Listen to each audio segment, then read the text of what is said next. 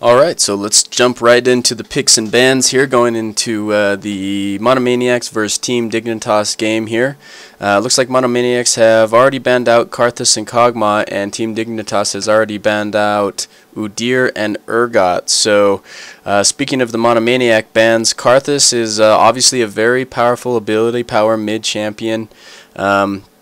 He has enormous gank potential with his ultimate being able to hit anyone on the entire map at any time, and I think that's probably a targeted ban against Skara, as well as the Ryze ban that just came up there. So it looks like they really don't want Ryze to dominate mid lane, and they also banned out Kog'Maw. Kog'Maw is just an extremely powerful AD carry for the bot lane right now.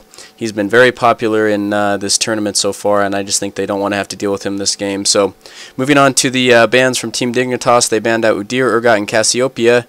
Udyr is very powerful in the jungle. He has very strong gank potential with the stuns that he gains from Bear Stance. Obviously, the survivability late game with the shield from Turtle Stance can make him very tanky and very hard to deal with, so that's a good ban there. I'm not sure if that was a directed ban towards Nintendo Dude. Nintendo Dude has plenty of other people he can jungle with, so that probably won't pose too much of a problem for him. It looks like they also banned out Urgot and Cassiopeia. The Cassiopeia is probably a directed ban towards Paradoxical.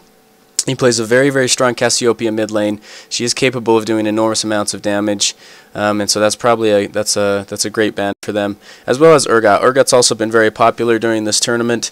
Does an enormous amount of damage and can also be very tanky. His ultimate is also a pain to deal with. It can really get you thrown out of position if he catches you with it, and you'll just get switched right into the middle of the enemy team, and it's always a very strong ultimate in the hands of the right player. So, moving on to the picks here, it looks like Monomaniacs went ahead and grabbed Lee Sin with their first pick. I'm not sure if that's going to go to Zion Spartan for top lane, or if it's going to go to Nintendo Dude and he's going to jungle him. So we'll have to see who they decide ends up with the Lee Sin. And for Monomaniacs, it looks like Voyboy went ahead and picked Olaf for himself for top lane. Olaf is a very strong top laner, especially in the hands of an extremely skilled player like Voyboy. And Voyboy is known for being very good on Olaf, so that's going to be a very scary top lane depending on who they pick to go up there against him.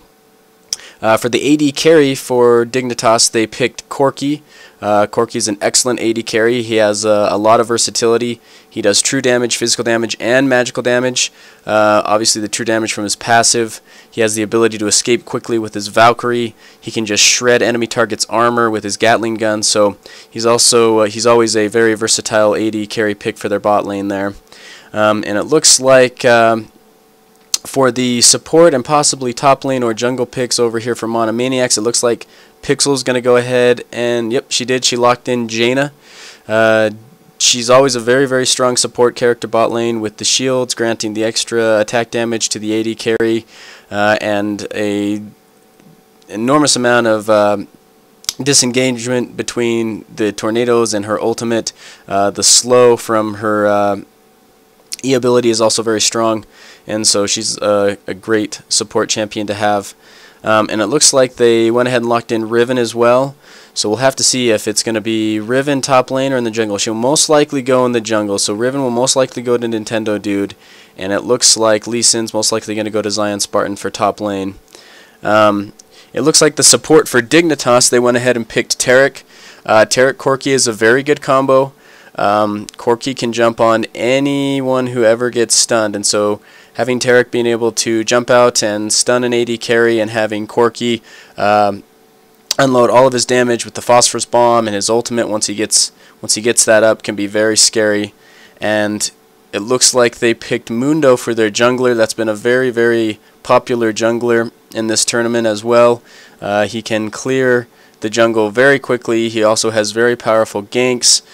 Between the slow that he gets from the cleaver and the damage that he can do with his Burning Agony, he can be a very scary jungler.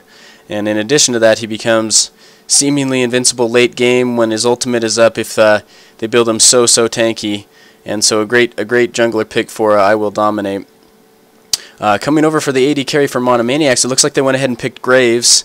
And so it's going to be a Graves Janna bot lane, and that's a very, very tough bot lane to deal with. Graves in and of himself is a pretty tanky AD carry. He gains a lot of magic resistant armor from his passive, and he also can do an enormous amount of burst damage. And with Jaina's shield on him, it's hard to win exchanges against a Graves bot lane. And so that's going to be a pretty good matchup for Corki and Taric. We'll have to keep a close eye on that lane and see who's coming out ahead there. And it looks for their mid pick, they went with Morgana, and so that's obviously going to go to Paradoxical. He is extremely talented with Morgana, and so he will most likely be going up against, who are they going to pick here? Let's see if they try and come out with a counter pick against Morgana. I'm not sure who they're wanting to go with here. They did ban out, looks like Soraka. They locked in Soraka. They had banned out Karthus and Ryze, and so I was curious to see who they were going to pick, and it looks like Skara asked I'm a Cutie Pie to go ahead and get him Soraka, so that's going to be a very interesting mid lane. We're going to have Morgana versus an ability power Soraka. Now, we have seen Skara play ability power Soraka before. We know we can do it. I'm not sure how this is going to pan out against Morgana, though. This is going to be a very interesting mid lane to watch. So there we have it. Some very interesting team composition. Both bot lanes seem very strong. They have a lot of synergy. Top lane is going to be very interesting with Olaf against Lee Sin, and the mid lane obviously is going to be the one to watch this game. So let's get going here with the game and see how it pans out.